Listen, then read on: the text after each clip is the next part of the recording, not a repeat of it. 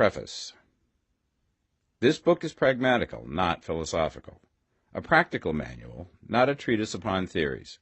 It is intended for the men and women whose most pressing need is for money, who wish to get rich first and philosophize afterward.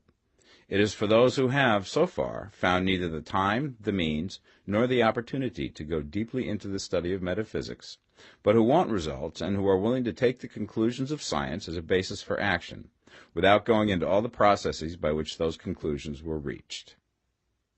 It is expected that the reader will take the fundamental statements upon faith, just as he would take statements concerning a law of electrical action if they were promulgated by a Marconi or an Edison, and taking the statements upon faith, that he will prove their truth by acting upon them without fear or hesitation. Every man or woman who does this will certainly get rich, for the science herein applied is an exact science, and failure is impossible. For the benefit, however, of those who wish to investigate philosophical theories and so secure a logical basis for faith, I will here cite certain authorities. The monistic theory of the universe, the theory that one is all and that all is one, that one substance manifests itself as the seeming many elements of the material world, is of Hindu origin and has been gradually winning its way into the thought of the Western world for 200 years. It is the foundation of all the Oriental philosophies, and of those of Descartes, Spinoza, Leibniz, Schopenhauer, Hegel, and Emerson. The reader who would dig to the philosophical foundations of this is advised to read Hegel and Emerson for himself. In writing this book, I have sacrificed all other considerations to plainness and simplicity of style, so that all might understand. The plan of action laid down herein was deduced from the conclusions of philosophy. It has been thoroughly tested and bears the supreme test of practical experiment. It works. If you wish to know how the conclusions were arrived at, read the writings of the authors mentioned above. And if you wish to reap the fruits of their philosophies in actual practice, read this book and do exactly as it tells you to do. The Author. Chapter 1. The Right to be Rich. Whatever may be said in praise of poverty, the fact remains that it is not possible to live a really complete or successful life unless one is rich. No man can rise to his greatest possible height in talent or soul development unless he has plenty of money. For to unfold the soul and to develop talent he must have many things to use, and he cannot have these things unless he has money to buy them with. A man develops in mind, soul, and body by making use of these things, and society is so organized that man must have money in order to become the possessor of things. Therefore, the basis of all advancement for man must be the science of getting rich. The object of all life is development, and everything that lives has an inalienable right to all the development it is capable of attaining. Man's right to life means his right to have the free and unrestricted use of all things which may be necessary to his fullest mental, spiritual, and physical unfoldment, or, in other words, his right to be rich. I shall not speak of riches in a figurative way. To be really rich does not mean to be satisfied or contented with a little. No man ought to be satisfied with little if he is capable of using and enjoying more. The purpose of nature is the advancement and unfoldment of life, and every man should have all that can contribute to the power, elegance, beauty, and richness of life. To be content with less is sinful. The man who owns all he wants for the living of all the life he is capable of living is rich, and no man who has not plenty of money can have all he wants. Life has advanced so far and become so complex that even the most ordinary man or woman requires a great amount of wealth in order to live in a manner that even approaches completeness. Every person naturally wants to become all that they are capable of becoming. This desire to realize innate possibilities is inherent in human nature. We cannot help wanting to be all that we can be. Success in life is becoming what you want to be. You can become what you want to be only by making use of things, and you can have the free use of things only as you become rich enough to buy them. To understand the science of getting rich is therefore the most essential of all knowledge. There is nothing wrong in wanting to get rich. The desire for riches is really the desire for a richer, fuller, and more abundant life, and that desire is praiseworthy. The man who does not desire to live more abundantly is abnormal, and so the man who does not desire to have money enough to buy all he wants is abnormal. There are three motives for which we live. We live for the body, we live for the mind, we live for the soul. No one of these is better or holier than the other. All are alike desirable, and no one of the three, body, mind, or soul, can live fully if either of the others is cut short of full life and expression. It is not right or noble to live only for the soul and deny mind or body, and it is wrong to live for the intellect and deny body or soul. We are all acquainted with the loathsome consequences of living for the body and denying both mind and soul, and we see that real life means the complete expression of all that man can give forth through body, mind, and soul. Whatever he can say, no man can be really happy or satisfied unless his body is living fully in every function, and unless the same is true of his mind and his soul. Wherever there is unexpressed possibility, or function not performed, there is unsatisfied desire. Desire is possibility seeking expression, or function seeking performance. Man cannot live fully in body without good food, comfortable clothing, and warm shelter, and without freedom from excessive toil. Rest and recreation are also necessary to his physical life. He cannot live fully in mind without books and time to study them, without opportunity for travel and observation, or without intellectual companionship. To live fully in mind, he must have intellectual recreations, and must surround himself with all the objects of art and beauty he is capable of using and appreciating. To live fully in soul, man must have love, and love is denied expression by poverty. A man's highest happiness is found in the bestowal of benefits on those he loves. Love finds its most natural and spontaneous expression in giving. The man who has nothing to give cannot fill his place as a husband or father, as a citizen or as a man. It is in the use of material things that a man finds full life for his body, develops his mind, and unfolds his soul. It is therefore of supreme importance to him that he should be rich. It is perfectly right that you should desire to be rich. If you are a normal man or woman, you cannot help doing so. It is perfectly right that you should give your best attention to the science of getting rich, for it is the noblest and most necessary of all studies. If you neglect this study, you are derelict in your duty to yourself, to God, and humanity, for you can render to God and humanity no greater service than to make the most of yourself. Chapter 2. There is a science of getting rich. There is a science of getting rich, and it is an exact science, like algebra or arithmetic. There are certain laws which govern the process of acquiring riches. Once these laws are learned and obeyed by any man, he will get rich with mathematical certainty. The ownership of money and property comes as a result of doing things in a certain way. Those who do things in this certain way, whether on purpose or accidentally, get rich, while those who do not do things in this certain way, no matter how hard they work or how able they are, remain poor. It is a natural law that like causes always produce like effects, and therefore any man or woman who learns to do things in this certain way will infallibly get rich. That the above statement is true is shown by the following facts. Getting rich is not a matter of environment, for if it were, all the people in certain neighborhoods would become wealthy. The people of one city would all be rich, while those of other towns would all be poor. Or the inhabitants of one state would roll in wealth, and those of an adjoining state would be in poverty. But everywhere we see rich and poor living side by side, in the same environment, and often engaged in the same vocations. When two men are in the same locality and in the same business, and one gets rich while the other remains poor, it shows that getting rich is not primarily a matter of environment.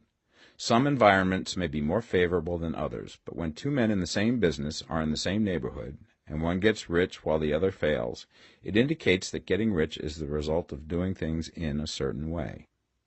And further, the ability to do things in this certain way is not due solely to the possession of talent, for many people who have great talent remain poor, while others who have very little talent get rich. Studying the people who have gotten rich, we find that they are an average lot in all respects, having no greater talents and abilities than other men. It is evident that they do not get rich because they possess talents and abilities that other men have not, but because they happen to do things in a certain way. Getting rich is not the result of saving or thrift. Many very penurious people are poor, while free spenders often get rich. Nor is getting rich due to doing things which others fail to do. For two men in the same business often do almost exactly the same things, and one gets rich while the other remains poor or becomes bankrupt. From all these things, we must come to the conclusion that getting rich is the result of doing things in a certain way. If getting rich is the result of doing things in a certain way, then any man or woman who can do things in that way can become rich, and the whole matter is brought within the domain of exact science. The question arises here whether this certain way may not be so difficult that only a few may follow it. This cannot be true, as we have seen, so far as natural ability is concerned. Talented people get rich, and blockheads get rich. Intellectually brilliant people get rich, and very stupid people get rich. Physically strong people get rich, and weak and sickly people get rich. Some degree of ability to think and understand is, of course, essential. But insofar natural ability is concerned, any man or woman who has sense enough to read and understand these words can certainly get rich. Also, we have seen that it is not a matter of environment. Location counts for something. One would not go to the heart of the Sahara and expect to do successful business. Getting rich involves the necessity of dealing with men and of being where there are people to deal with. And if these people are inclined to deal in the way that you want to deal, so much the better. But that is about as far as environment goes. If anybody else in your town can get rich, so can you. And if anybody else in your state can get rich, so can you. Again, it is not a matter of choosing some particular business or profession. People get rich in every business and in every profession, while their next-door neighbors in the same vocation remain in poverty. It is true that you will do best in a business which you like and which is congenial to you. And if you have certain talents which are well developed, you will do best in a business which calls for the exercise of those talents. Also, you will do best in a business which is suited to your locality. An ice cream parlor would do better in a warm climate than in Greenland, and a salmon fishery will succeed better in the Northwest than in Florida, where there are no salmon. But aside from these general limitations, getting rich is not dependent upon your engaging in some particular business, but upon your learning to do things in a certain way. If you are now in business and anybody else in your locality is getting rich in the same business, while you are not getting rich, it is because you are not doing things in the same way that the other person is doing them. No one is prevented from getting rich by lack of capital. True, as you get capital, the increase becomes more easy and rapid, but one who has capital is already rich and does not need to consider how to become so. No matter how poor you may be, if you begin to do things in a certain way, you will begin to get rich, and you will begin to have capital. The getting of capital is a part of the process of getting rich, and it is a part of the result which invariably follows the doing of things in a certain way. You may be the poorest man on the continent and be deeply in debt. You may have neither friends, influence, nor resources, but if you begin to do things in this way, you must infallibly begin to get rich, for the like causes must produce like effects. If you have no capital, you can get capital. If you're in the wrong business, you can get into the right business. If you're in the wrong location, you can go to the right location, and you can do so by beginning in your present business and in your present location, to do things in the certain way which causes success. Chapter 3. Is opportunity monopolized? No man is kept poor because opportunity has been taken away from him, because other people have monopolized the wealth and have put a fence around it. You may be shut off from engaging in business in certain lines, but there are other channels open to you. Probably it would be hard for you to get control of any of the great railroad systems. That field is pretty well monopolized, but the electric railway business is still in its infancy, and offers plenty of scope for enterprise, and it will be but a very few years until traffic and transportation through the air will become a great industry, and in all its branches will give employment to hundreds of thousands and perhaps to millions of people. Why not turn your attention to the development of aerial transportation, instead of competing with J.J. Hill and others for a chance in the steam railway world? It is quite true that if you are a working man in the employ of the Steel Trust, you have very little chance of becoming the owner of the plant in which you work. But it is also true that if you will commence to act in a certain way, you can soon leave the employ of the Steel Trust. You can buy a farm from 10 to 40 acres and engage in business as a producer of foodstuffs. There is great opportunity at this time for men who will live upon small tracts of land and cultivate the same intensively. Such men will certainly get rich. You may say that it is impossible for you to get the land, but I'm going to prove to you that it is not impossible, and that you can certainly get a farm if you will go to work in a certain way. At different periods, the tide of opportunity sets in different directions, according to the needs of the whole, and the particular stage of social evolution which has been reached. At present, in America, it is setting towards agricultural and the allied industries and professions. Today, opportunity is open before the factory worker in his line. It is open before the businessman who supplies the farmer more than before the one who supplies the factory worker, and before the professional man who waits upon the farmer more than before the one who serves the working class. There is an abundance of opportunity for the man who will go with the tide instead of trying to swim against it. So the factory workers, either as individuals or as a class, are not deprived of opportunity. The workers are not being kept down by their masters. They are not being ground by the trusts and combinations of capital. As a class, they are where they are because they do not do things in a certain way. If the workers of America chose to do so, they could follow the example of their brothers in Belgium and other countries and establish great department stores and cooperative industries. They could elect men of their own class to office and pass laws favoring the development of such cooperative industries, and in a few years they could take peaceable possession of the industrial field. The working class may become the master class whenever they will begin to do things in a certain way. The law of wealth is the same for them as it is for all others. This they must learn, and they will remain where they are as long as they continue to do as they do. The individual worker, however, is not held down by the ignorance or the mental slothfulness of his class. He can follow the tide of opportunity to riches, and this book will tell him how. No one is kept in poverty by a shortness in the supply of riches. There is more than enough for all. A palace as large as the Capitol in Washington might be built for every family on earth from the building material in the United States alone. And under intensive cultivation, this country would produce wool, cotton, linen, and silk enough to clothe each person in the world finer than Solomon was arrayed in all his glory, together with food enough to feed them all luxuriously. The visible supply is practically inexhaustible, and the invisible supply really is inexhaustible. Everything you see on earth is made from one original substance, out of which all things proceed. New forms are constantly being made, and older ones are dissolving, but all are shapes assumed by one thing. There is no limit to the supply of formless stuff or original substance. The universe is made out of it, but it was not all used in making the universe. The spaces in, through, and between the forms of the visible universe are permeated and filled with the original substance, with the formless stuff, with the raw material of all things. 10,000 times as much has been made might still be made, and even then we should not have exhausted the supply of universal raw material. No man, therefore, is poor because nature is poor, or because there is not enough to go around. Nature is an inexhaustible storehouse of riches. The supply will never run short. Original substance is alive with creative energy and is constantly producing more forms. When the supply of building material is exhausted, more will be produced. When the soil is exhausted so that foodstuffs and materials for clothing will no longer grow upon it, it will be renewed or more soil will be made. When all the gold and silver has been dug from the earth, if man is still in such a stage of social development that he needs gold and silver, more will be produced from the formless. The formless stuff responds to the needs of man. It will not let him be without any good thing. This is true of man collectively.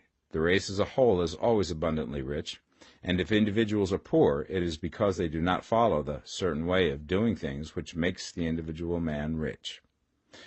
The formless stuff is intelligent. It is stuff which thinks. It is alive, and is always impelled towards more life. It is the natural and inherent impulse of life to seek to live more. It is the nature of intelligence to enlarge itself, and of consciousness to seek to extend its boundaries and find fuller expression. The universe of forms has been made by formless living substance, throwing itself into form in order to express itself more fully. The universe is a great living presence, always moving inherently towards more life and fuller functioning. Nature is formed for the advancement of life. Its impelling motive is the increase of life. For this cause, everything which can possibly minister to life is bountifully provided. There can be no lack unless God is to contradict himself and nullify his own works. You are not kept poor by lack in the supply of riches. It is a fact which I shall demonstrate a little further on, that even the resources of the formless supply are at the command of the man or woman who will act and think in a certain way. Chapter 4. The first principle in the science of getting rich. Thought is the only power which can produce tangible riches from the formless substance. The stuff from which all things are made is a substance which thinks, and a thought of form in this substance produces the form. Original substance moves according to its thoughts. Every form and process you see in nature is the visible expression of a thought in original substance. As the formless stuff thinks of a form, it takes that form. As it thinks of a motion, it makes that motion. That is the way all things were created. We live in a thought world, which is part of a thought universe. The thought of a moving universe extended through formless substance, and the thinking stuff moving according to that thought, took the form of systems of planets and maintains that form. Thinking substance takes the form of its thought and moves according to that thought. Holding the idea of a circling system of suns and worlds, it takes the form of these bodies and moves them as it thinks. Thinking the form of a slow-growing oak tree, it moves accordingly and produces the tree, though centuries may be required to do the work. In creating, the formless seems to move according to the lines of motion it has established. The thought of an oak tree does not cause the instant formation of a full-grown tree, but it does start in motion the forces which will produce the tree, along established lines of growth. Every thought of form held in thinking substance causes the creation of the form, but always, or at least generally, along lines of growth and action already established. The thought of a house of a certain construction, if it were impressed upon formless substance, might not cause the instant formation of the house, but it would cause the turning of creative energies already working in trade and commerce into such channels as to result in the speedy building of the house. And if there were no existing channels through which the creative energy could work, then the house would be formed directly from primal substance, without waiting for the slow processes of the organic and inorganic world. No thought of form can be impressed upon original substance without causing the creation of the form. Man is a thinking center and can originate thought. All the forms that man fashions with his hands must first exist in his thought. He cannot shape a thing until he has thought that thing. And so far, man has confined his efforts wholly to the work of his hands. He has applied manual labor to the world of forms, seeking to change or modify those already existing. He has never thought of trying to cause the creation of new forms by impressing his thoughts upon formless substance. When man has a thought form, he takes material from the forms of nature and makes an image of the form which is in his mind. He has so far made little or no effort to cooperate with formless intelligence, to work with the Father. He has not dreamed that he can do what he seeth the Father doing. Man reshapes and modifies existing forms by manual labor. He has given no attention to the question whether he may not produce things from formless substance by communicating his thoughts to it. We propose to prove that he may do so, to prove that any man or woman may do so, and to show how. As our first step, we must lay down the three fundamental propositions. First, we assert that there is one original formless stuff, or substance, from which all things are made. All the seemingly many elements are but different presentations of one element. All the many forms found in organic and inorganic nature are but different shapes, made from the same stuff. And this stuff is thinking stuff. A thought held in it produces the form of the thought. Thought, in thinking substance, produces shapes. Man is a thinking center, capable of original thought. If a man can communicate his thought to original thinking substance, he can cause the creation or formation of the thing he thinks about. To summarize this, there is a thinking stuff from which all things are made, and which, in its original state, permeates, penetrates, and fills the interspaces of the universe. A thought in this substance produces the thing that is imaged by the thought. Man can form things in his thought, and, by impressing his thought upon formless substance, can cause the thing he thinks about to be created. It may be asked if I can prove these statements, and without going into details, I answer that I can do so, both by logic and experience. Reasoning back from the phenomena of form and thought, I come to one original thinking substance. And reasoning forward from that thinking substance, I come to man's power to cause the formation of the thing he thinks about. And by experiment, I find the reasoning true. And this is my strongest proof.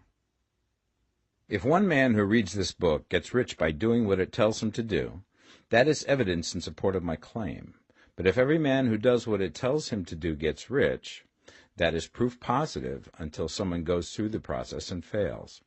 The theory is true until the process fails, and this process will not fail. For every man who does exactly what this book tells him to do will get rich. I have said that men get rich by doing things in a certain way, and in order to do so, men must become able to think in a certain way. A man's way of doing things is the direct result of the way he thinks about things.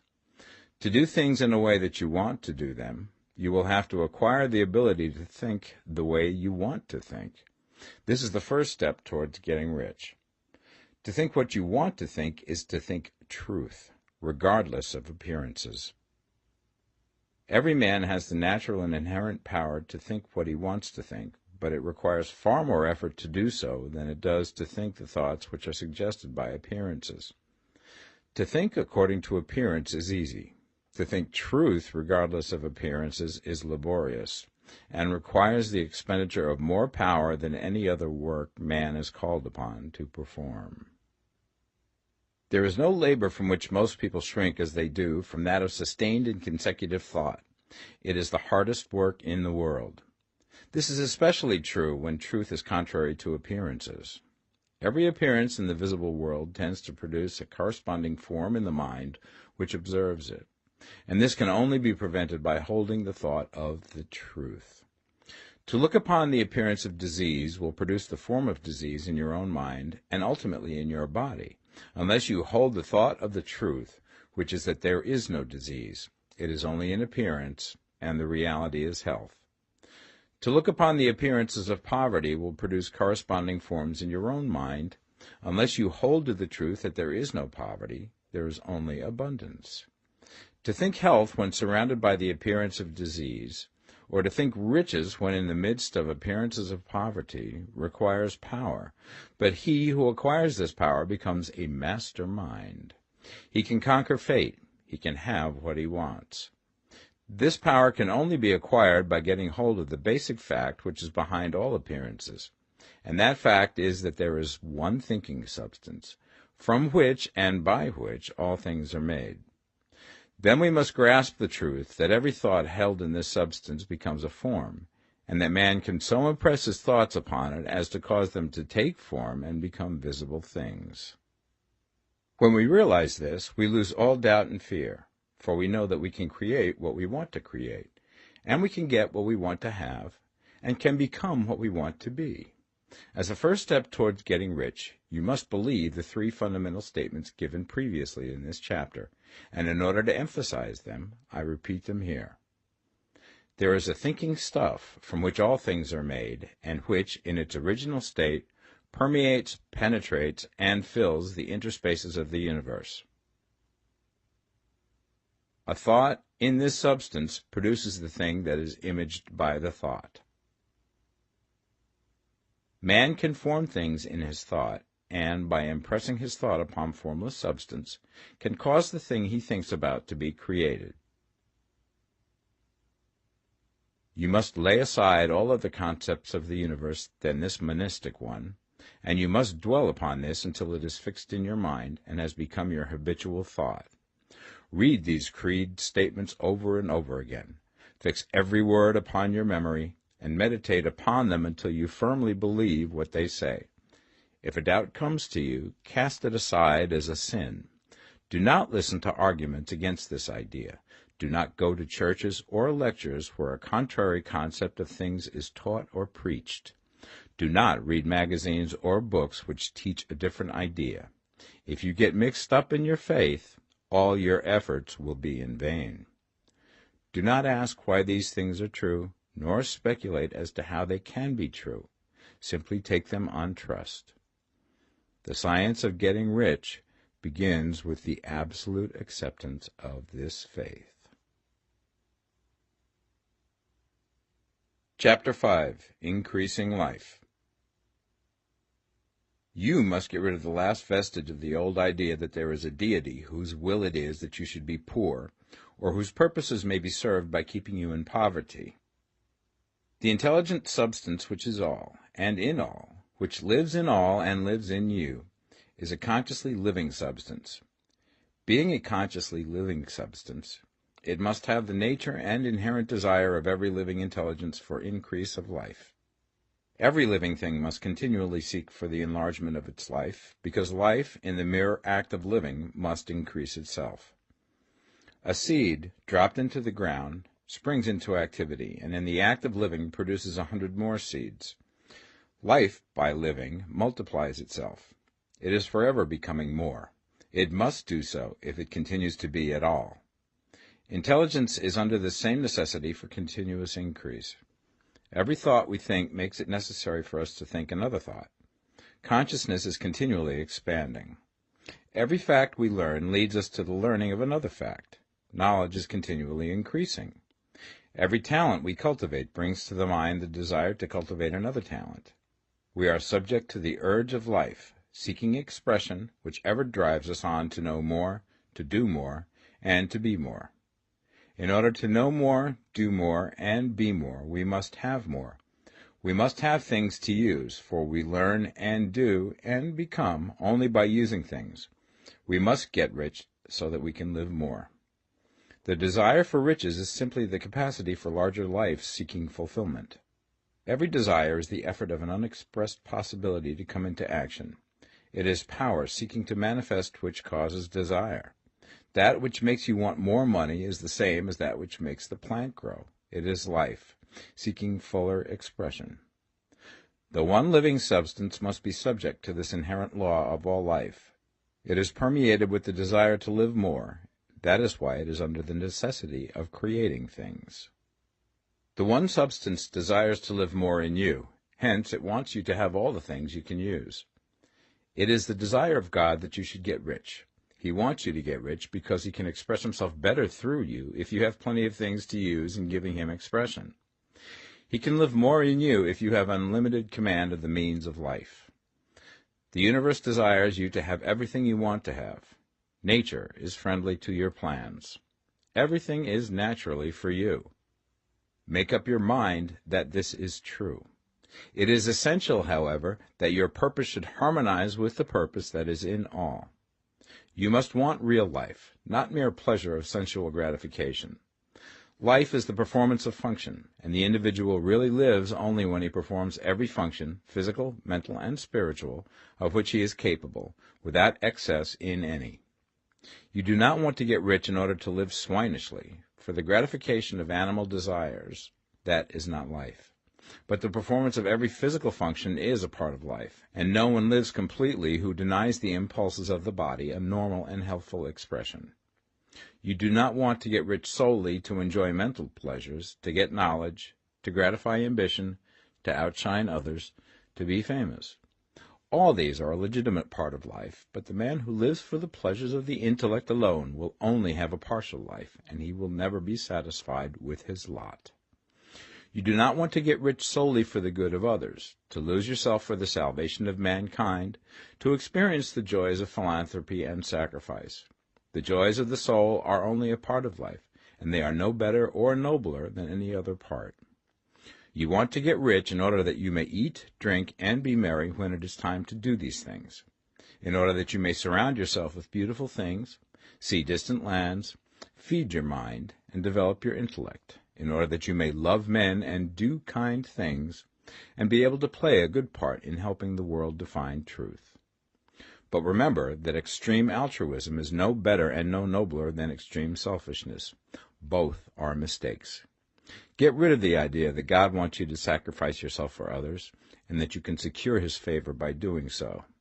God requires nothing of the kind. What he wants is that you should make the most of yourself, for yourself and for others, and you can help others more by making the most of yourself than in any other way. You can make the most of yourself only by getting rich, so it is right and praiseworthy that you should give your first and best thought to the work of acquiring wealth. Remember, however, that the desire of substance is for all, and its movements must be for more life to all. It cannot be made to work for less life to any, because it is equally in all, seeking riches and life. Intelligent substance will make things for you, but it will not take things away from someone else and give them to you. You must get rid of the thought of competition. You are to create, not to compete for what is already created. You do not have to take anything away from anyone. You do not have to drive sharp bargains. You do not have to cheat or to take advantage. You do not need to let any man work for you for less than he earns. You do not have to covet the property of others or to look at it with wishful eyes. No man has anything of which you cannot have the like, and that without taking what he has away from him. You are to become a creator, not a competitor. You are going to get what you want, but in such a way that when you get it, every other man will have more than he has now. I am aware that there are men who get a vast amount of money by proceeding in direct opposition to the statements in the paragraph above, and may add a word of explanation here. Men of the plutocratic type, who become very rich, do so sometimes purely by their extraordinary ability on the plane of competition, and sometimes they unconsciously relate themselves to substance and its great purposes and movements for the general racial upbuilding through industrial evolution. Rockefeller, Carnegie, Morgan, et al. Have been the unconscious agents of the supreme in the necessary work of systematizing and organizing productive industry, and, in the end, their work will contribute immensely towards increased life for all. Their day is nearly over. They have organized production, and will soon be succeeded by the agents of the multitude, who will organize the machinery of distribution. The multimillionaires are like the monster reptiles of the prehistoric eras. They play a necessary part in the evolutionary process, but the same power which produced them will dispose of them, and it is well to bear in mind that they have never been really rich. A record of the private lives of most of this class will show that they have really been the most abject and wretched of the poor. Riches secured on the competitive plane are never satisfactory and permanent. They are yours today and another's tomorrow. Remember, if you are to become rich in a scientific and certain way, you must rise entirely out of the competitive thought. You must never think for a moment that the supply is limited. Just as soon as you begin to think that all the money is being cornered and controlled by bankers and others, and that you must exert yourself to get laws passed to stop this process, and so on, in that moment you drop into the competitive mind, and your power to cause creation is gone for the time being. And what is worse, you will probably arrest the creative movements you have already instituted. Know that there are countless millions of dollars worth of gold in the mountains of the earth, not yet brought to light, and know that if there were not, more would be created from thinking substance to supply your needs. Know that the money you need will come, even if it is necessary for 1,000 men to be led to the discovery of new gold mines tomorrow. Never look at the visible supply. Look always at the limitless riches in formless substance, and know that they are coming to you as fast as you can receive and use them. Nobody, by cornering the visible supply, can prevent you from getting what is yours. So never allow yourself to think for an instant that all the best building spots will be taken before you get ready to build your house, unless you hurry. Never worry about the trusts and combines, and get anxious for fear that they will soon come to own the whole earth. Never get afraid that you will lose what you want because some other person beat you to it. That cannot possibly happen. You are not seeking anything that is possessed by anybody else. You are causing what you want to be created from formless substance, and the supply is without limits. Stick to the formulated statement.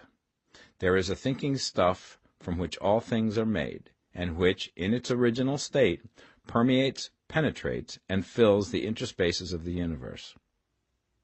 A thought in this substance produces the thing that is imaged by the thought.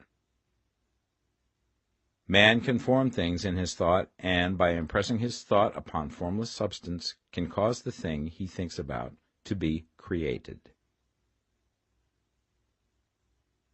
Chapter 6. How Riches Come to You. When I say that you do not have to drive sharp bargains, I do not mean that you do not have to drive any bargains at all, or that you are above the necessity for having any dealings with your fellow men.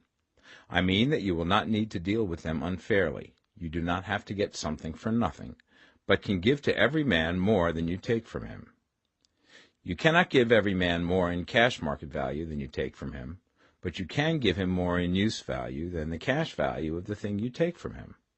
The paper, ink, and other material in this book may not be worth the money you pay for it, but if the ideas suggested by it bring you thousands of dollars, you have not been wronged by those who sold it to you. They have given you a great use value for a small cash value. Let us suppose that I own a picture by one of the great artists, which in any civilized community is worth thousands of dollars. I take it to Baffin Ray, and by salesmanship induce an Eskimo to give a bundle of furs worth $500 for it. I have really wronged him, for he has no use for the picture. It has no value to him. It will not add to his life. But suppose I give him a gun worth $50 for his furs. Then he has made a good bargain. He has use for the gun. It will get him many more furs and much food. It will add to his life in every way. It will make him rich. When you rise from the competitive to the creative plane, you can scan your business transactions very strictly, and if you are selling any man anything which does not add more to his life than the thing he gives you in exchange, you can afford to stop it. You do not have to beat anybody in business, and if you are in a business which does beat people, get out of it at once. Give every man more in use value than you take from him in cash value. Then you are adding to the life of the world by every business transaction. If you have people working for you, you must take from them more in cash value than you pay them in wages. But you can so organize your business that it will be filled with the principle of advancement, and so that each employee who wishes to do so may advance a little every day. You can make your business do for your employees what this book is doing for you. You can so conduct your business that it will be a sort of ladder, by which every employee who will take the trouble may climb to riches himself, and, given the opportunity, if he will not do so, it is not your fault. And finally, because you are to cause the creation of your riches from formless substance which permeates all your environment, it does not follow that they are to take shape from the atmosphere and come into being before your eyes. If you want a sewing machine, for instance, I do not mean to tell you that you are to impress the thought of a sewing machine on thinking substance until the machine is formed without hands, in the room where you sit or elsewhere. But if you want a sewing machine, hold the mental image of it with the most positive certainty that it is being made, or is on its way to you. After once forming the thought, have the most absolute and unquestioning faith that the sewing machine is coming. Never think of it, or speak of it, in any other way than as being sure to arrive. Claim it as already yours. It will be brought to you by the power of the Supreme Intelligence, acting upon the minds of men. If you live in Maine, it may be that a man will be brought from Texas or Japan to engage in some transaction which will result in your getting what you want. If so, the whole matter will be as much to that man's advantage as it is to yours. Do not forget for a moment that the thinking substance is through all, in all, communicating with all, and can influence all. The desire of thinking substance for a fuller life and better living has caused the creation of all the sewing machines already made, and it can cause the creation of millions more, and will, whenever men set it in motion by desire and faith, and by acting in a certain way.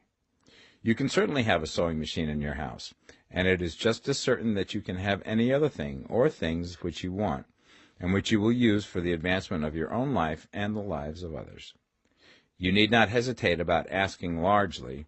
It is your Father's pleasure to give you the kingdom, said Jesus. Original substance wants to live all that is possible in you, and wants you to have all that you can or will use for the living of the most abundant life. If you fix upon your consciousness the fact that the desire you feel for the possession of riches is one with the desire of omnipotence for more complete expression, your faith becomes invincible.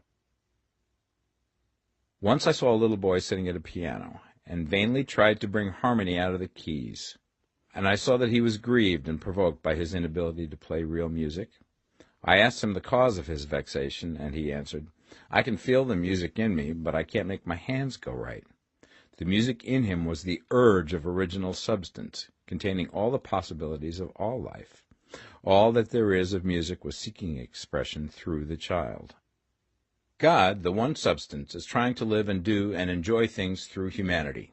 He is saying, I want hands to build wonderful structures, to play divine harmonies, to paint glorious pictures. I want feet to run my errands, eyes to see my beauties, tongues to tell mighty truths and to sing marvelous songs, and so on. All that there is of possibility is seeking expression through men. God wants those who can play music to have pianos and every other instrument, and to have the means to cultivate their talents to the fullest extent. He wants those who can appreciate beauty to be able to surround themselves with beautiful things. He wants those who can discern truth to have every opportunity to travel and observe. He wants those who can appreciate dress to be beautifully clothed, and those who can appreciate good food to be luxuriously fed. He wants all these things because it is himself that enjoys and appreciates them. It is God who wants to play and sing and enjoy beauty and proclaim truth and wear fine clothes and eat good food. It is God that worketh in you to will and to do, said Paul. The desire you feel for riches is the infinite, seeking to express himself in you as he sought to find expression in the little boy at the piano. So you need not hesitate to ask largely. Your part is to focalize and express the desire to God. This is a difficult point with most people. They retain some of the old idea that poverty and self-sacrifice are pleasing to God. They look upon poverty as a part of the plan, a necessity of nature. They have the idea that God has finished his work and made all that he can make, and that the majority of men must stay poor because there is not enough to go around. They hold to so much of this erroneous thought that they feel ashamed to ask for wealth. They try not to want more than a very modest competence, just enough to make them fairly comfortable. I recall now the case of one student who was told that he must get in mind a clear picture of the things he desired, so that the creative thought of them might be impressed upon formless substance. He was a very poor man, living in a rented house, and having only what he earned from day to day, and he could not grasp the fact that all wealth was his. So, after thinking the matter over, he decided that he might reasonably ask for a new rug for the floor of his best room, and an anthracite coal stove to heat the house during the cold weather. Following the instructions given in this book, he obtained these things in a few months, and then it dawned upon him that he had not asked enough. He went through the house in which he lived, and planned all the improvements he would like to make in it. He mentally added a bay window here and a room there, until it was complete in his mind as an ideal home, and then he planned its furnishings. Holding the whole picture in his mind, he began living in the certain way, and moving towards what he wanted, and he now owns the house, and is rebuilding it after the form of his mental image. And now, with still larger faith, he is going to get greater things. It has been unto him according to his faith, and it is so with you and with all of us. Chapter 7. Gratitude. The illustrations given in the last chapter will have conveyed the fact that the first step towards getting rich is to convey the idea of your wants to the formless substance. This is true, and you will see that in order to do so, it becomes necessary to relate yourself to the formless intelligence in a harmonious way. To secure this harmonious relation is a matter of such primary and vital importance that I shall give some space to its discussion here, and give you instructions which, if you will follow them, will be certain to bring you into perfect unity of mind with God. The whole process of mental adjustment and atonement can be summed up in one word: gratitude. First, you believe that there is one intelligent substance from which all things proceed. Second, you believe that this substance gives you everything you desire. And third, you relate yourself to it by a feeling of deep and profound gratitude. Many people who order their lives rightly in all other ways are kept in poverty by their lack of gratitude. Having received one gift from God, they cut the wires which connect them with him by failing to make acknowledgment. It is easy to understand that the nearer we live to the source of wealth, the more wealth we shall receive. And it is easy also to understand that the soul that is always grateful lives in closer touch with God than the one which never looks to him in thankful acknowledgment. The more gratefully we fix our minds on the Supreme when good things come to us, the more good things we will receive, and the more rapidly they will come. And the reason simply is that the mental attitude of gratitude draws the mind into closer touch with the source from which the blessings come. If it is a new thought to you that gratitude brings your whole mind into closer harmony with the creative energies of the universe, consider it well, and you will see that it is true. The good things you already have come to you along the line of obedience to certain laws. Gratitude will lead your mind out along the ways by which things come, and it will keep you in close harmony with creative thought and prevent you from falling into competitive thought. Gratitude alone can keep you looking towards the all, and prevent you from falling into the error of thinking of the supply as limited, and to do that would be fatal to your hopes. There is a law of gratitude, and it is absolutely necessary that you should observe the law if you are to get the results you seek. The law of gratitude is the natural principle that action and reaction are always equal, and in opposite directions. The grateful outreaching of your mind in thankful praise to the Supreme is a liberation or expenditure of force. It cannot fail to reach that to which it is addressed, and the reaction is an instantaneous movement towards you. Draw nigh unto God, and he will draw nigh unto you. That is a statement of psychological truth. And if your gratitude is strong and constant, the reaction in formless substance will be strong and continuous. The movement of the things you want will always be towards you. Notice the grateful attitude that Jesus took, how he always seemed to be saying, I thank thee, Father, that thou hearest me. You cannot exercise much power without gratitude, for it is gratitude that keeps you connected with power. But the value of gratitude does not consist solely in getting you more blessings in the future. Without gratitude, you cannot long keep from dissatisfied thought regarding things as they are. The moment you permit your mind to dwell with dissatisfaction upon things as they are, you begin to lose ground. You fix attention upon the common, the ordinary, the poor, and the squalid and mean, and your mind takes the form of these things. Then you will transmit these forms or mental images to the formless, and the common, the poor, the squalid, and mean will come to you. To permit your mind to dwell upon the inferior is to become inferior, and to surround yourself with inferior things. On the other hand, to fix your attention on the best is to surround yourself with the best, and to become the best. The creative power within us makes us into the image of that to which we give our attention. We are thinking substance, and thinking substance always takes the form of that which it thinks about. The grateful mind is constantly fixed upon the best. Therefore it tends to become the best. It takes the form or character of the best and will receive the best. Also, faith is born of gratitude. The grateful mind continually expects good things, and expectation becomes faith. The reaction of gratitude upon one's own mind produces faith, and every outgoing wave of grateful thanksgiving increases faith.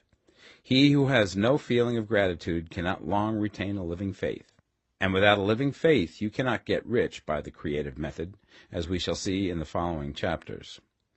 It is necessary, then, to cultivate the habit of being grateful for every good thing that comes to you, and to give thanks continuously.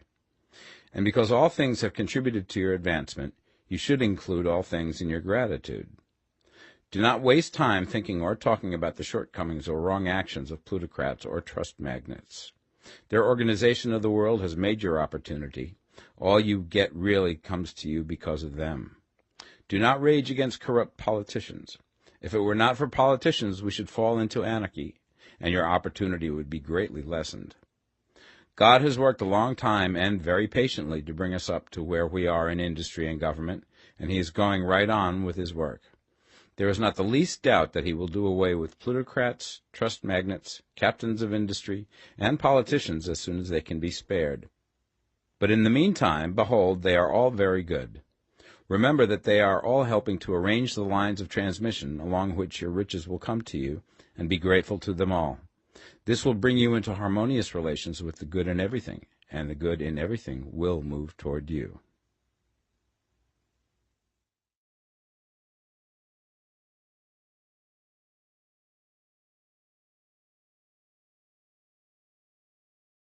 The Science of Getting Rich, Part 2. Chapter 8. Thinking in the Certain Way. You must form a clear and definite mental picture of what you want. You cannot transmit an idea unless you have it yourself. You must have it before you can give it, and many people fail to impress thinking substance because they have themselves only a vague and misty concept of the things they want to do, to have, or to become. It is not enough that you should have a general desire for wealth to do good with. Everybody has that desire. It is not enough that you should have a wish to travel, see things, live more, etc. Everybody has those desires also. If you were going to send a wireless message to a friend, you would not send the letters of the alphabet in their order and let him construct the message for himself, nor would you take words at random from the dictionary. You would send a coherent sentence, one which meant something. When you try to impress your wants upon substance, remember that it must be done by a coherent statement. You must know what you want and be definite. You can never get rich or start the creative power into action by sending out unformed longings and vague desires. Go over your desires just as the man I have described went over his house. See just what you want and get a clear mental picture of it as you wish it to look when you get it. That clear mental picture you must have continually in mind, as the sailor has in mind the port towards which he is sailing the ship. You must keep your face towards it all the time. You must no more lose sight of it than the steersman loses sight of the compass. It is not necessary to take exercises in concentration, nor to set apart special times for prayer and affirmation, nor to go into the silence, nor to do occult stunts of any kind. There things are well enough, but all you need is to know what you want, and to want it badly enough so that it will stay in your thoughts. Spend as much of your leisure time as you can in contemplating your picture, but no one needs to take exercises to concentrate his mind on a thing which he really wants. It is the things you do not really care about which require effort to fix your attention upon them. And unless you really want to get rich, so that the desire is strong enough to hold your thoughts directly to the purpose, as the magnetic pole holds the needle of the compass, it will hardly be worthwhile for you to try to carry out the instructions given in this book. The methods herein set forth are for people whose desire for riches is strong enough to overcome mental laziness and the love of ease, and make them work. The more clear and definite you make your pictures then, and the more you dwell upon it, bringing out all of its delightful details, the stronger your desire will be, and the stronger your desire, the easier it will be to hold your mind fixed upon the picture of what you want.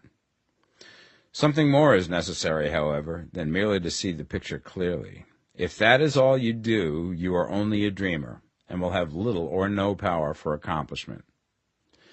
Behind your clear vision must be the purpose to realize it, to bring it out in tangible expression. And behind this purpose must be an invincible and unwavering faith that the thing is already yours, that it is at hand, and you have only to take possession of it. Live in the new house mentally until it takes form around you physically. In the mental realm, enter at once into full enjoyment of the things you want. Whatsoever things ye ask for when ye pray, believe that ye receive them, and ye shall have them, said Jesus. See the things you want as if they were actually around you all the time. See yourself as owning and using them. Make use of them in imagination, just as you will use them when they are your tangible possessions. Dwell upon your mental picture until it is clear and distinct, and then take the mental attitude of ownership towards everything in that picture. Take possession of it in mind, in the full faith that it is actually yours. Hold to this mental ownership. Do not waver for an instant in the faith that it is real. And remember what was said in the preceding chapter about gratitude. Be as thankful for it all the time as you expect to be when it has taken form. The man who can sincerely thank God for the things which as yet he owns only in imagination has real faith. He will get rich. He will cause the creation of whatsoever he wants. You do not need to pray repeatedly for things you want. It is not necessary to tell God about it every day. Use not vain repetitions as the heathens do, said Jesus to his pupils. For your Father knoweth that ye have need of these things before ye ask him. Your part is to intelligently formulate your desires for the things which make for a larger life, and to get these desires arranged into a coherent whole, and then to impress this whole desire upon the formless substance, which has the power and the will to bring you what you want. You do not make this impression by repeating strings of words. You make it by holding the vision with unshakable purpose to attain it, and with steadfast faith that you do attain it. The answer to your prayer is not according to your faith while you are talking, but according to your faith while you are working. You cannot impress the mind of God by having a special Sabbath day set apart to tell him what you want, and then forgetting him during the rest of the week. You cannot impress him by having special hours to go into your closet and pray, if you then dismiss the matter from your mind until the hour of prayer comes again. Oral prayer is well enough, and has its effect, especially upon yourself, in clarifying your vision and strengthening your faith. But it is not your oral petitions which get you what you want. In order to get rich, you do not need a sweet hour of prayer. You need to pray without ceasing. And by prayer I mean holding steadily to your vision, with the purpose to cause its creation into solid form, and the faith that you are doing so. Believe that ye receive them.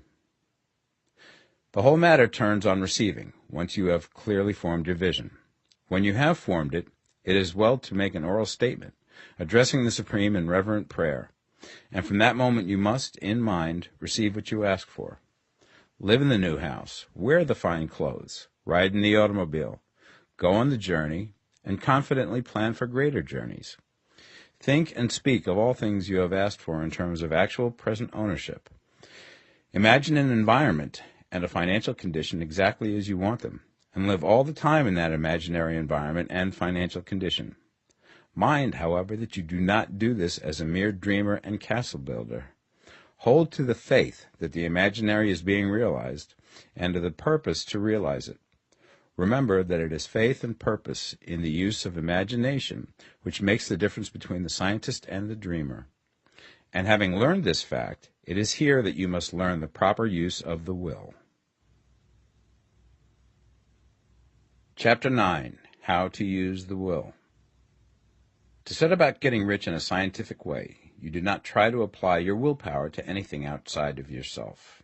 You have no right to do so anyway. It is wrong to apply your will to other men and women in order to get them to do what you wish done. It is as flagrantly wrong to coerce people by mental power as it is to coerce them by physical power. If compelling people by physical force to do things for you reduces them to slavery, compelling them by mental means accomplishes exactly the same thing. The only difference is in methods.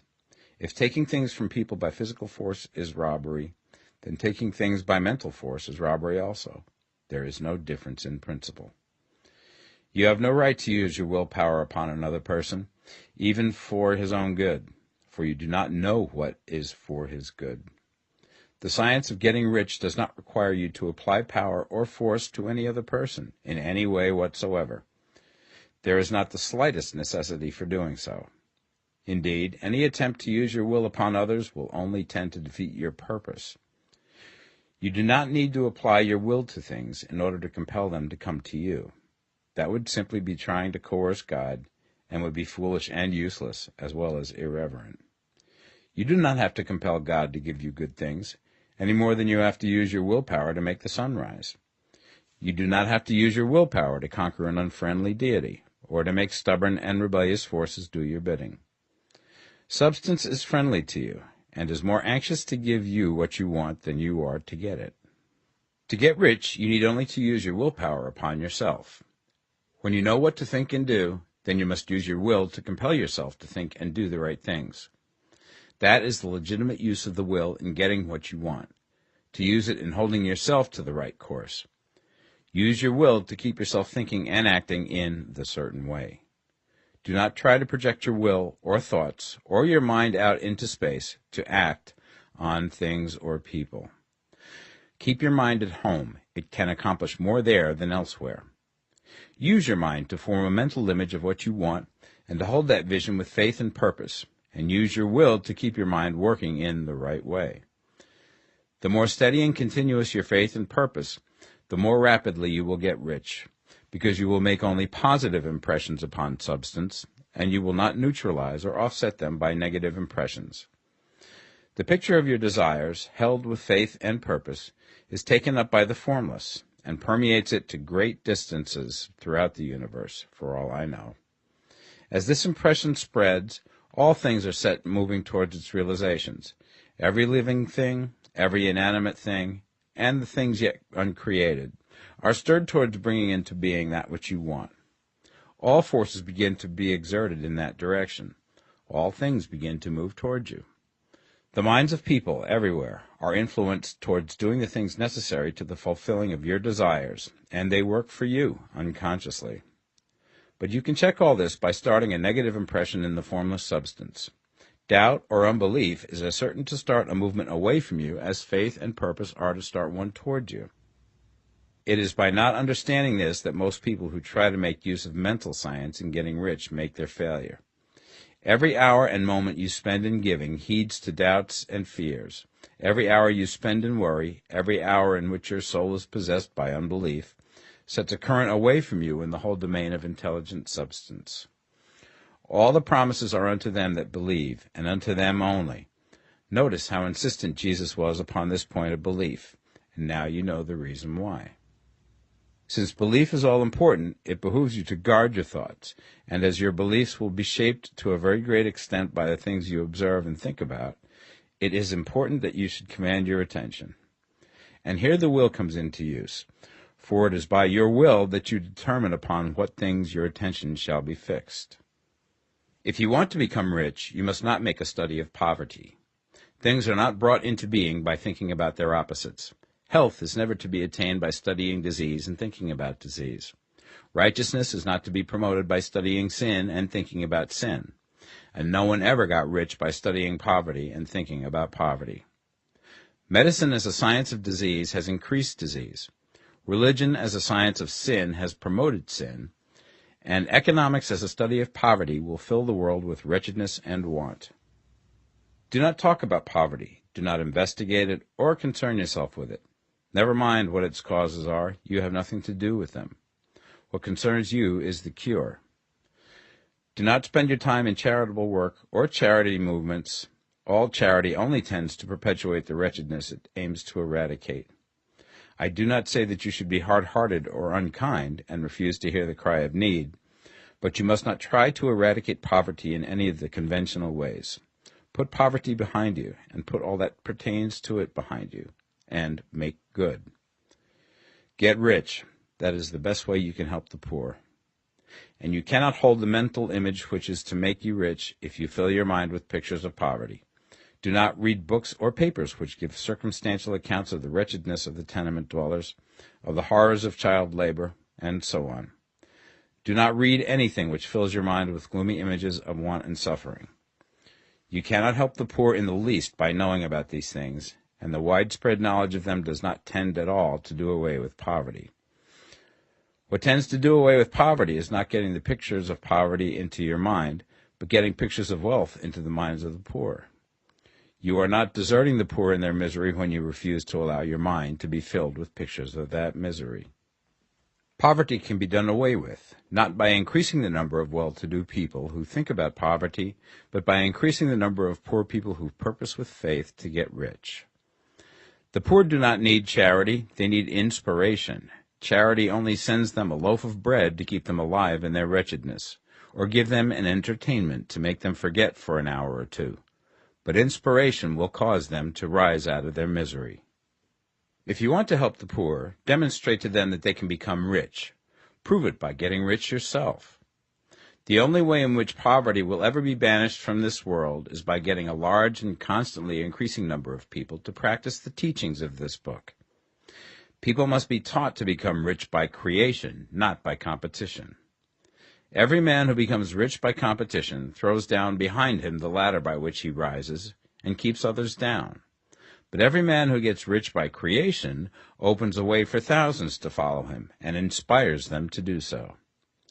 You are not showing hardness of heart or an unfeeling disposition when you refuse to pity poverty, see poverty, read about poverty, or think or talk about it, or to listen to those who do talk about it.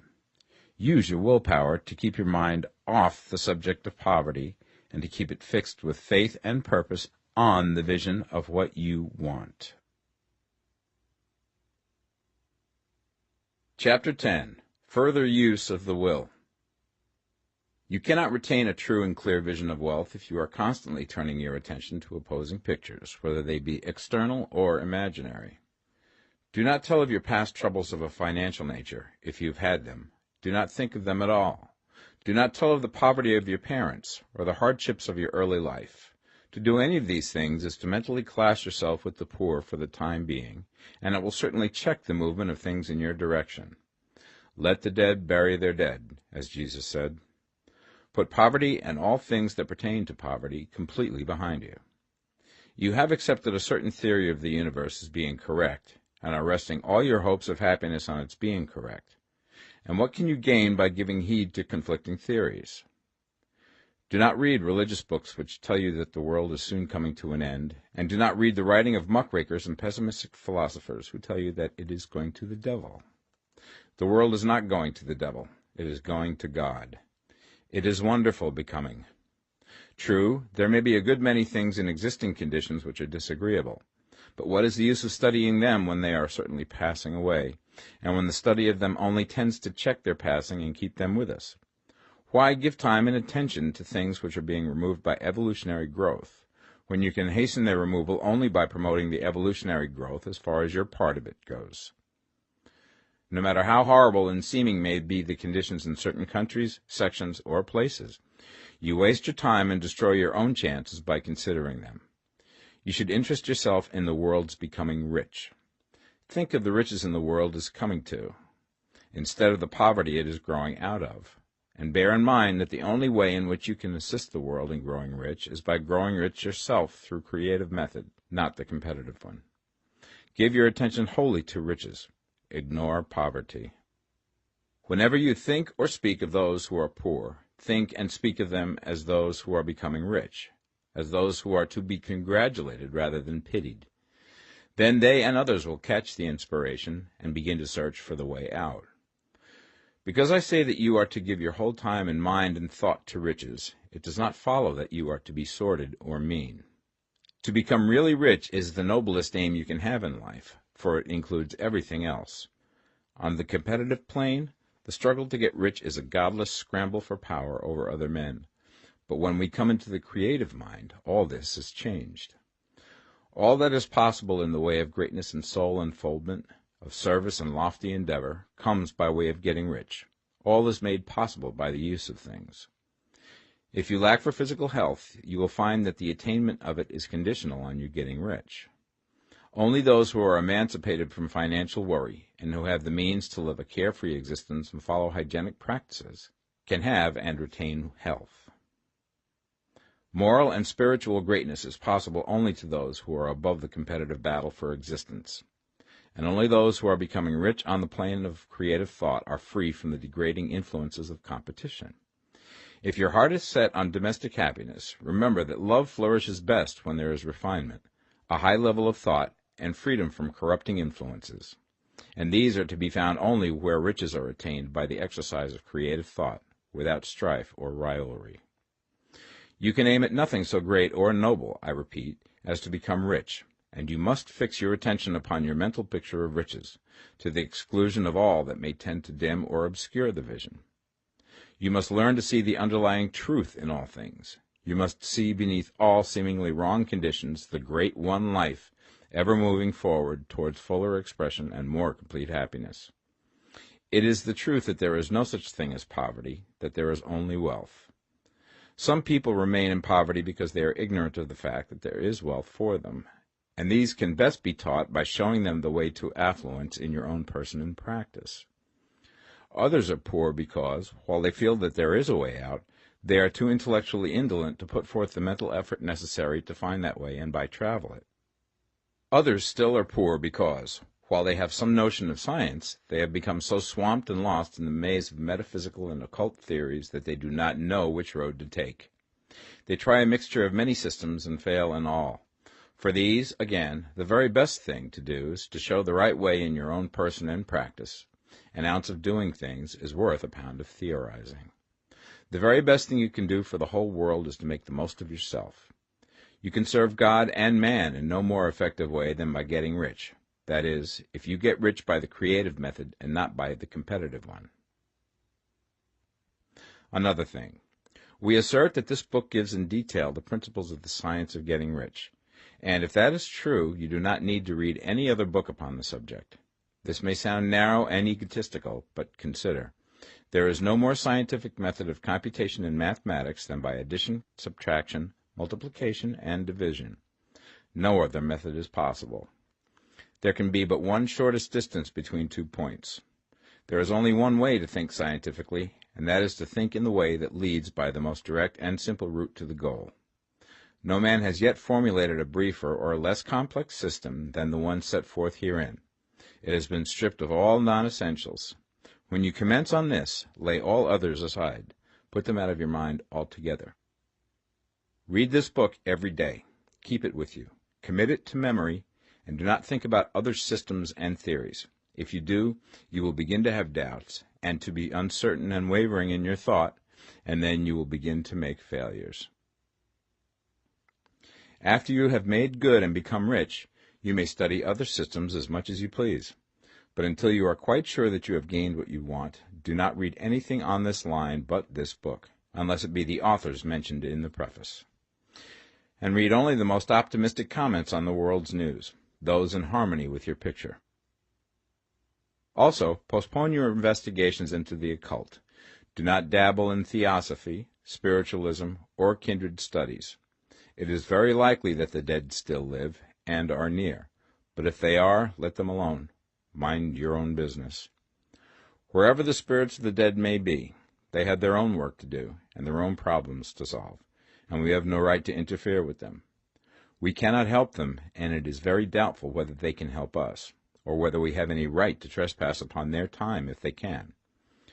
Let the dead and the hereafter alone, and solve your own problem. Get rich.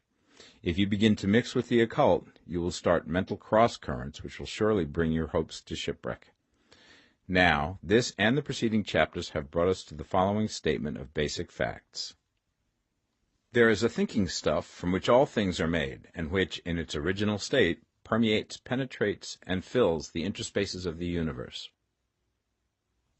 A thought in this substance produces the thing that is imaged by the thought. Man can form things in his thought, and, by impressing his thought upon formless substance, can cause the thing he thinks about to be created. In order to do this, man must pass from the competitive to the creative mind. He must form a clear mental picture of the things he wants, and hold this picture in his thoughts with the fixed purpose to get what he wants, and the unwavering faith that he does get what he wants, closing his mind against all that may tend to shake his purpose, dim his vision, or quench his faith. And in addition to all this, we shall now see that he must live and act in a certain way. Chapter 11. Acting in the Certain Way. Thought is the creative power, or the impelling force which causes the creative power to act.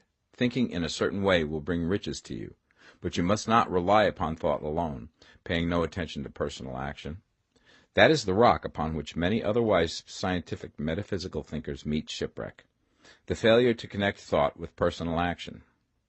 We have not yet reached the stage of development, even supposing such a stage to be possible, in which man can create directly from formless substance without nature's processes or the work of human hands. Man must not only think, but his personal action must supplement his thought. By thought you can cause the gold in the hearts of the mountains to be impelled towards you, but it will not mine itself, refine itself, coin itself into double eagles, and come rolling along the roads seeking its way into your pocket. Under the impelling power of the Supreme Spirit, men's affairs will be so ordered that someone will be led to mine the gold for you. Other men's business transactions will be so directed that the gold will be brought toward you, and you must so arrange your own business affairs that you may be able to receive it when it comes to you. Your thought makes all things, animate and inanimate, work to bring you what you want, but your personal activity must be such that you can rightly receive what you want when it reaches you. You are not to take it as charity, nor to steal it. You must give every man more in use value than he gives you in cash value. The scientific use of thought consists in forming a clear and distinct mental image of what you want, in holding fast to the purpose to get what you want, and in realizing with grateful faith that you do get what you want. Do not try to project your thought in any mysterious or occult way, with the idea of having it go out and do things for you. That is a wasted effort and will weaken your power to think with sanity. The action of thought in getting rich is fully explained in the preceding chapters. Your faith and purpose positively impress your vision upon formless substance, which has the same desire for more life that you have. And this vision, received from you, sets all the creative forces at work in and through their regular channels of action, but directed towards you. It is not your part to guide or supervise the creative process. All you have to do with that is to retain your vision, stick to your purpose, and maintain your faith and gratitude. But you must act in a certain way, so that you can appropriate what is yours when it comes to you, so that you can meet the things you have in your picture and put them in their proper places as they arrive. You can really see the truth of this. When things reach you, they will be in the hands of other men, who will ask an equivalent for them. And you can only get what is yours by giving the other man what is his. Your pocketbook is not going to be transformed into a Fortunata's purse, which shall be always full of money without effort on your part. This is the crucial point in the science of getting rich, right here, where thought and personal action must be combined. There are very many people who, consciously or unconsciously, set the creative forces in action by the strength and persistence of their desires, but who remain poor because they do not provide for the reception of the thing they want when it comes. By thought, the thing you want is brought to you. By action, you receive it. Whatever your action is to be, it is evident that you must act now. You cannot act in the past, and it is essential to the clearness of your mental vision that you dismiss the past from your mind. You cannot act in the future, for the future is not here yet, and you cannot tell how you will want to act in any future contingency until that contingency has arrived. Because you are not in the right business or the right environment now, do not think that you must postpone action until you get into the right business or environment. And do not spend time in the present taking thought as to the best course in possible future emergencies. Have faith in your ability to meet any emergency when it arrives. If you act in the present with your mind on the future, your present action will be with a divided mind and will not be effective. Put your whole mind into present action. Do not give your creative impulse to original substance, and then sit down and wait for results. If you do, you will never get them. Act now. There is never any time but now, and there never will be any time but now. If you are ever to begin to make ready for the reception of what you want, you must begin now. And your action, whatever it is, must most likely be in your present business or employment, and must be upon the persons and things in your present environment. You cannot act where you are not, you cannot act where you have been, and you cannot act where you are going to be. You can act only where you are. Do not bother as to whether yesterday's work was well done or ill done. Do today's work well. Do not try to do tomorrow's work now. There will be plenty of time to do that when you get to it. Do not try, by occult or mystical means, to act on people or things that are out of your reach. Do not wait for a change of environment. Before you act, get a change of environment by action. You can so act upon the environment in which you are now, as to cause yourself to be transferred to a better environment. Hold with faith and purpose the vision of yourself in the better environment, but act upon your present environment with all your heart and with all your strength and with all your mind. Do not spend any time in daydreaming or castle building. Hold to the one vision of what you want and act now.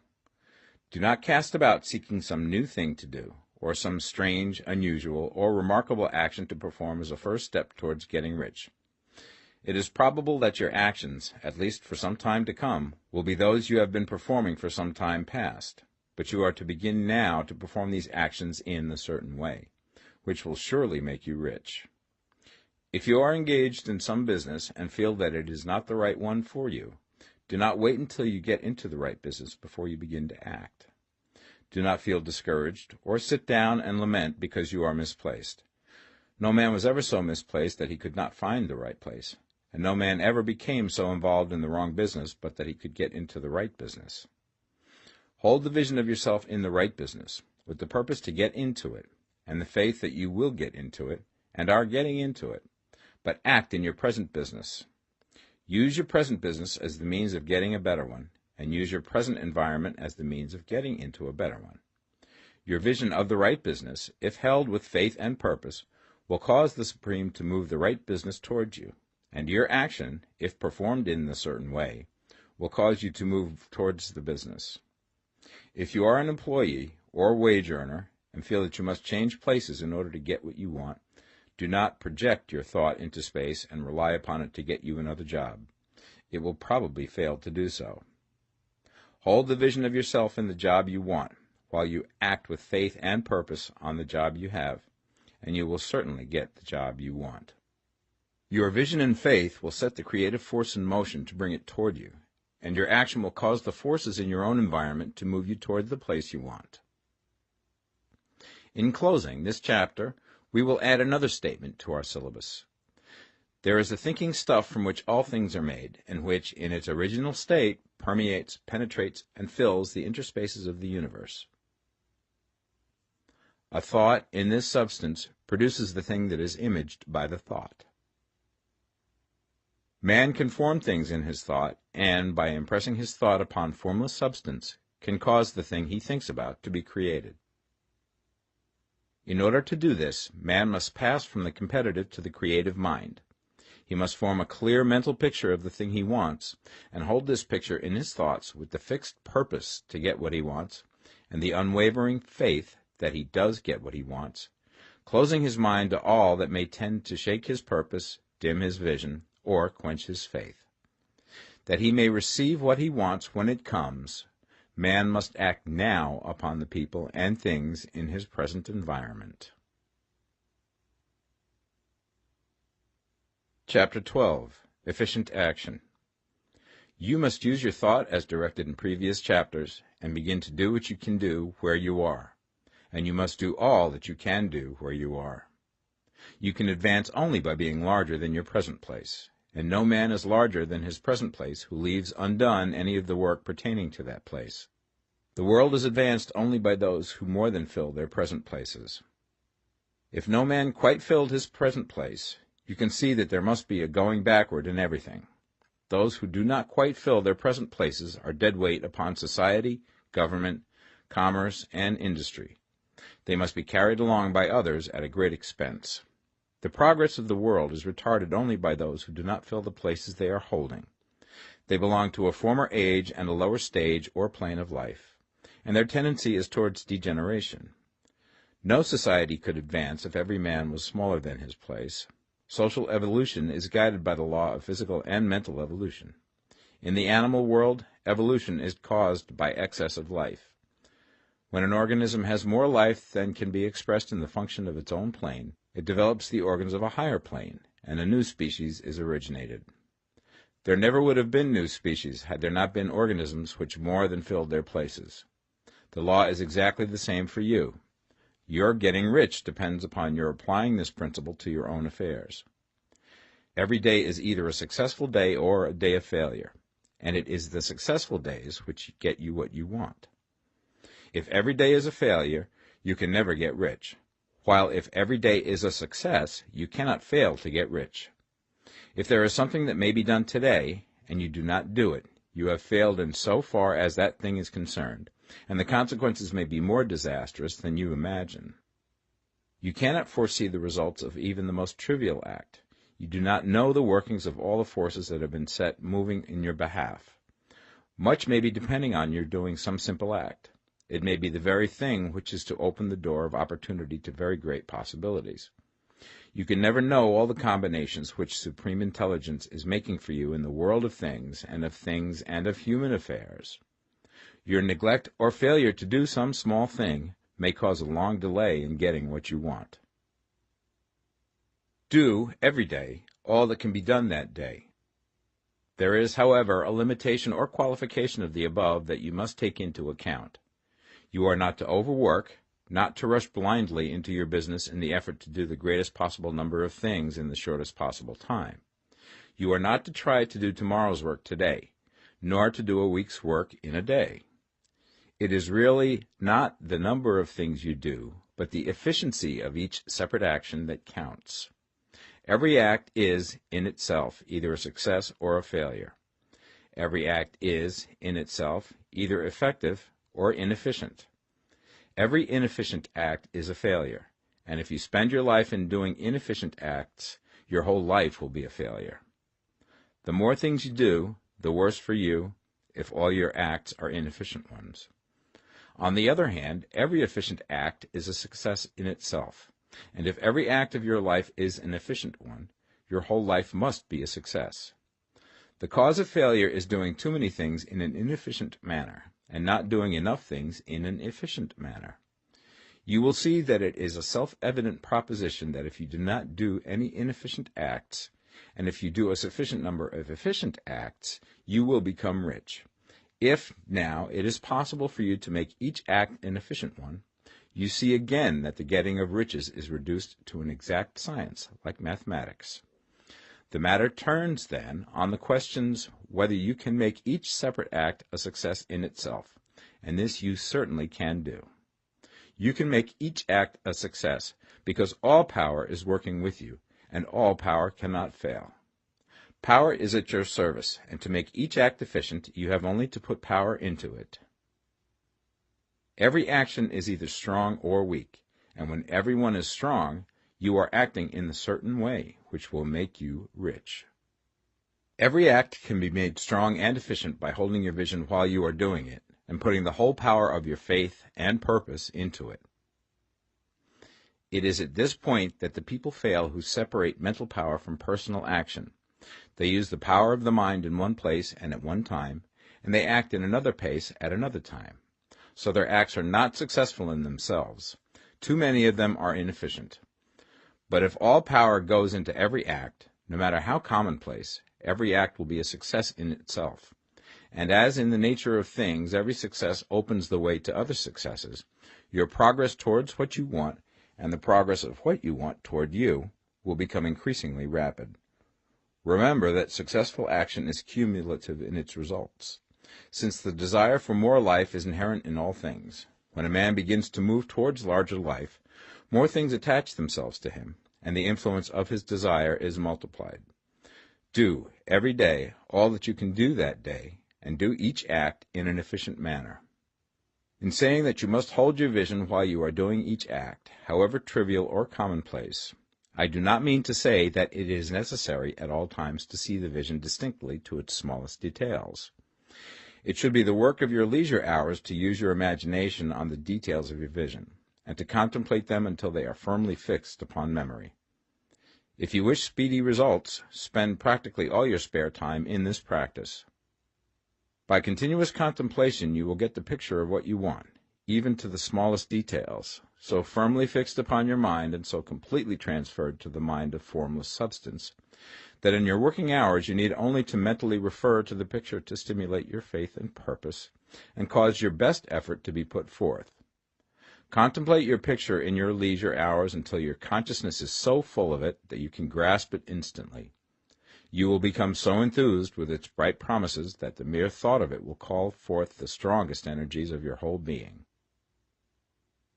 Let us again repeat our syllabus, and by slightly changing the closing statements, bring it to the point we have now reached.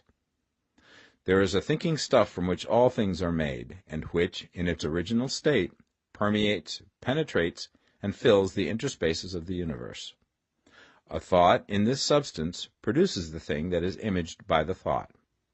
Man can form things in his thought, and, by impressing his thought upon formless substance, can cause the thing he thinks about to be created. In order to do this, man must pass from competitive to the creative mind. He must form a clear mental picture of the thing he wants, and do, with faith and purpose, all that can be done each day, doing each separate thing in an efficient manner. Chapter 13. Getting into the right business. Success in any particular business depends for one thing upon your possessing in a well-developed state the faculties required in that business. Without good musical faculty, no one can succeed as a teacher of music. Without well-developed mechanical faculties, no one can achieve great success in any of the mechanical trades. Without tact and the commercial faculties, no one can succeed in the mercantile pursuits. But to possess in a well-developed state the faculties required in your particular vocation does not ensure getting rich. There are musicians who have remarkable talent and who yet remain poor. There are blacksmiths, carpenters, and so on who have excellent mechanical ability, but who do not get rich. And there are merchants with good faculties for dealing with men who nevertheless fail.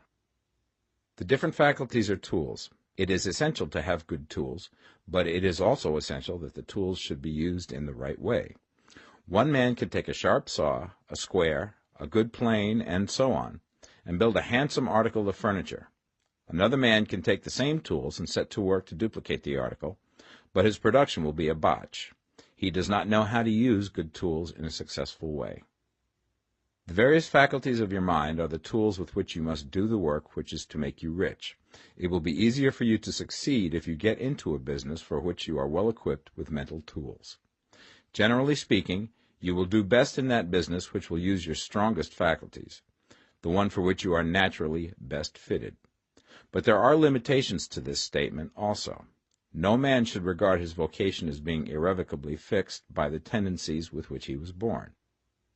You can get rich in any business, for if you have not the right talent you can develop that talent. It merely means that you will have to make your tools as you go along, instead of confining yourself to the use of those with which you were born. It will be easier for you to succeed in a vocation for which you already have the talents in a well-developed state, but you can succeed in any vocation, for you can develop any rudimentary talent, and there is no talent of which you have not at least the rudiment.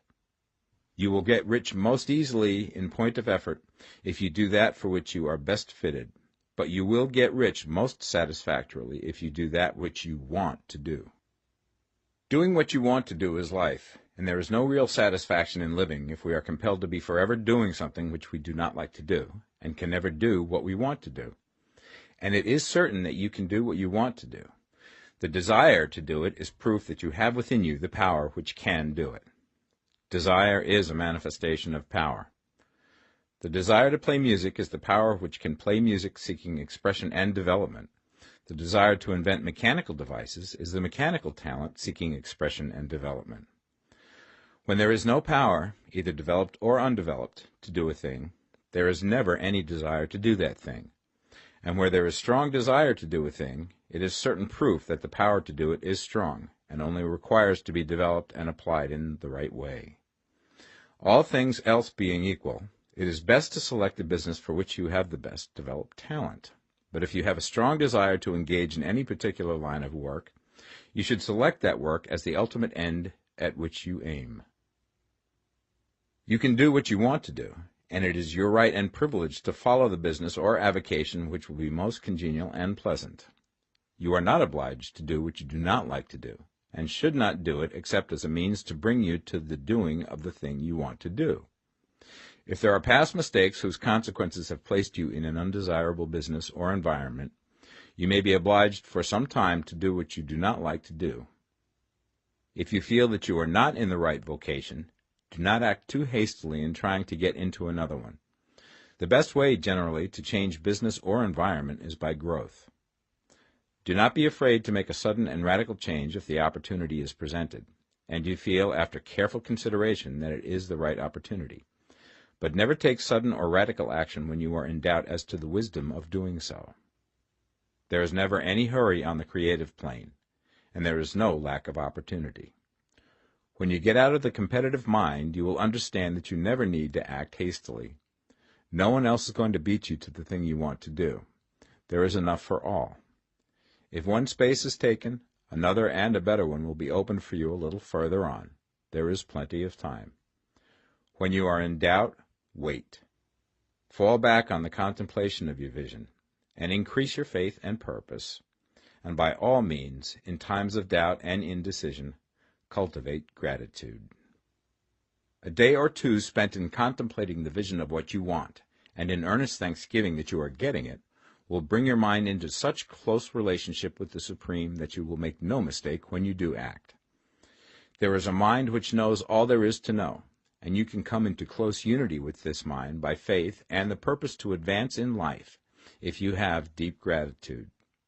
Mistakes come from acting hastily, or from acting in fear or doubt, or in forgetfulness of the right motive, which is more life to all and less to none. As you go on in the certain way, opportunities will come to you in increasing number, and you will need to be very steady in your faith and purpose, and to keep in close touch with the all-mind by reverent gratitude.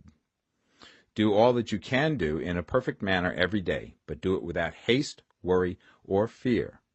Go as fast as you can, but never hurry. Remember that in the moment you begin to hurry, you cease to be a creator and become a competitor. You drop back upon the old plane again. Whenever you find yourself hurrying, call a halt. Fix your attention on the mental image of the thing you want, and begin to give thanks that you are getting it. The exercise of gratitude will never fail to strengthen your faith and renew your purpose. Chapter 14. The Impression of Increase. Whether you change your vocation or not, your actions for the present must be those pertaining to the business in which you are now engaged. You can get into the business you want by making constructive use of the business you are already established in, by doing your daily work in a certain way. And in so far as your business consists in dealing with other men, whether personally or by letter, the key thought of all your efforts must be to convey to their minds the impression of increase. Increase is what all men and women are seeking. It is the urge of the formless intelligence within them, seeking fuller expression. The desire for increase is inherent in all nature. It is the fundamental impulse of the universe. All human activities are based on the desire for increase. People are seeking more food, more clothes, better shelter, more luxury, more beauty, more knowledge, more pleasure. Increase in something, more life.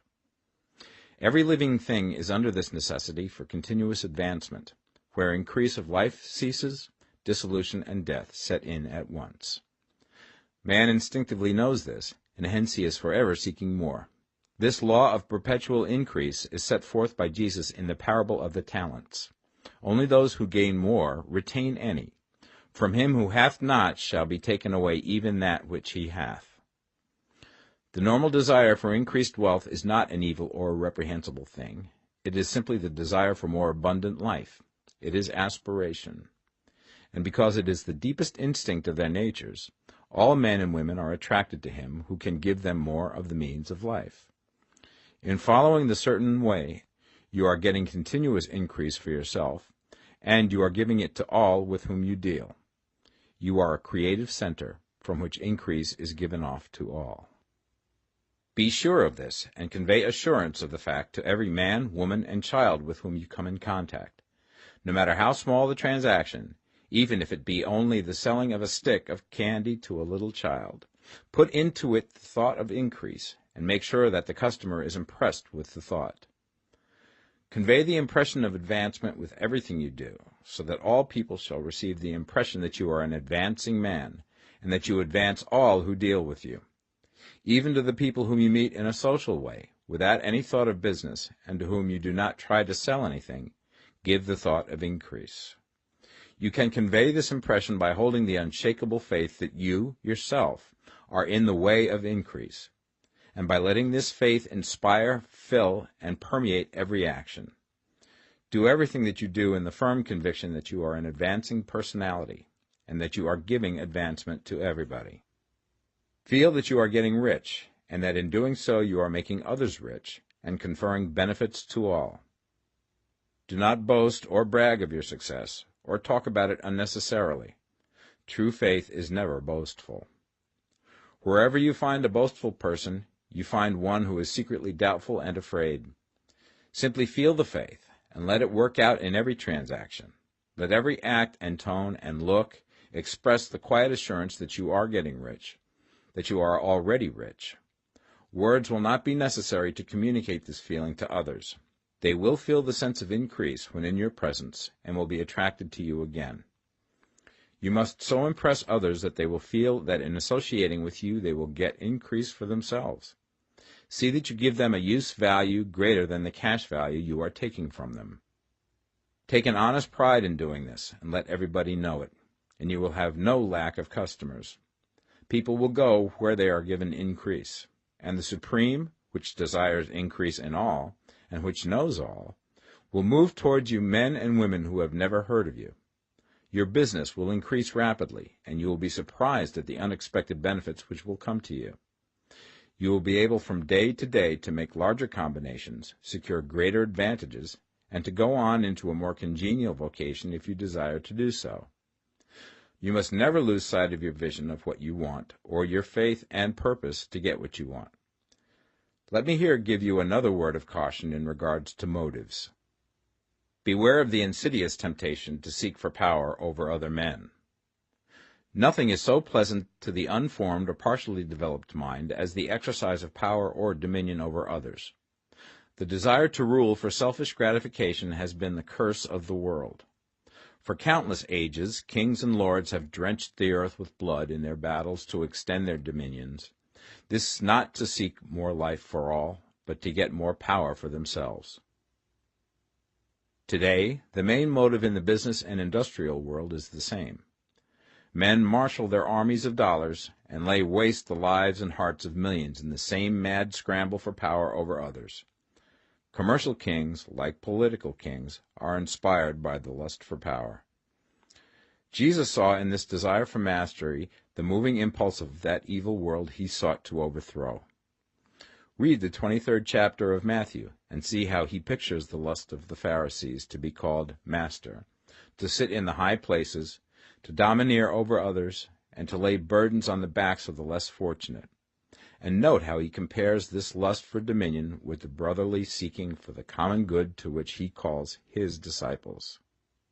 Look out for the temptation to seek for authority, to become a master, to be considered as one who is above the common herd, to impress others by lavish display, and so on.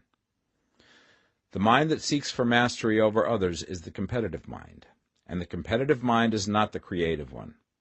In order to master your environment and your destiny, it is not at all necessary that you should rule over your fellow men, and indeed, when you fall into the world's struggle for the high places, you begin to be conquered by fate and environment, and your getting rich becomes a matter of chance and speculation. Beware the competitive mind. No better statement of the principle of creative action can be formulated than the favorite declaration of the late Golden Rule Jones of Toledo. What I want for myself, I want for everybody. Chapter 15. The Advancing Man. What I have said in the last chapter applies as well to the professional man and the wage earner as to the man who is engaged in mercantile business. No matter whether you are a physician, a teacher, or a clergyman, if you can give increase of life to others and make them sensible of the fact, they will be attracted to you and you will get rich. The physician who holds the vision of himself as a great and successful healer, and who works towards the complete realization of that vision with faith and purpose, as described in former chapters, will come into such close touch with the source of life that he will be phenomenally successful. Patients will come to him in throngs. No one has a greater opportunity to carry into effect the teaching of this book than the practitioner of medicine. It does not matter to which of the various schools he may belong, for the principle of healing is common to all of them, and may be reached by all alike. The advancing man in medicine, who holds to a clear mental image of himself as successful, and who obeys the laws of faith, purpose, and gratitude, will cure every curable disease he undertakes, no matter what remedies he may use. In the field of religion, the world cries out for the clergyman who can teach his hearers the true science of abundant life. He who masters the details of the science of getting rich, together with the allied sciences of being well, of being great, and of winning love, and who teaches these details from the pulpit, will never lack for a congregation. This is the gospel that the world needs. It will give increase of life, and men will hear it gladly, and will give liberal support to the man who brings it to them. What is now needed is a demonstration of the science of life from the pulpit. We want preachers who can not only tell us how, but who, in their own persons, will show us how. We need the preacher who will himself be rich, healthy, great, and beloved, to teach us how to attain to these things, and when he comes he will find a numerous and loyal following. The same is true of the teacher who can inspire the children with the faith and purpose of the advancing life. he will never be out of a job. And any teacher who has this faith and purpose can give it to his pupils. He cannot help giving it to them if it is part of his own life and practice. What is true of the teacher, preacher, and physician is true of the lawyer, dentist, real estate man, insurance agent, of everybody. The combined mental and personal action I have described is infallible. It cannot fail. Every man and woman who follows these instructions steadily, perseveringly, and to the letter will get rich. The law of the increase of life is as mathematically certain in its operation as the law of gravitation. Getting rich is an exact science. The wage earner will find this as true of his case as of any others mentioned. Do not feel that you have no chance to get rich because you are working where there is no visible opportunity for advancement, where wages are small and the cost of living high. Form your clear mental vision of what you want and begin to act with faith and purpose. Do the work that you can do every day and do each piece of work in a perfectly successful manner. Put the power of success and the purpose to get rich into everything that you do. But do not do this merely with the idea of currying favor with your employer in the hopes that he or those above you will see your good work and advance you. It is not likely that they will do so. The man who is merely a good workman, filling his place to the very best of his ability, and satisfied with that, is valuable to his employer, and it is not to the employer's interest to promote him. He is worth more where he is. To secure advancement, something more is necessary than to be too large for your place. The man who is certain to advance is the one who is too big for his place, and who has a clear concept of what he wants to be, who knows that he can become what he wants to be, and who is determined to be what he wants to be. Do not try to more than fill your present place with a view to pleasing your employer. Do it with the idea of advancing yourself. Hold the faith and purpose of increase during work hours, after work hours, and before work hours.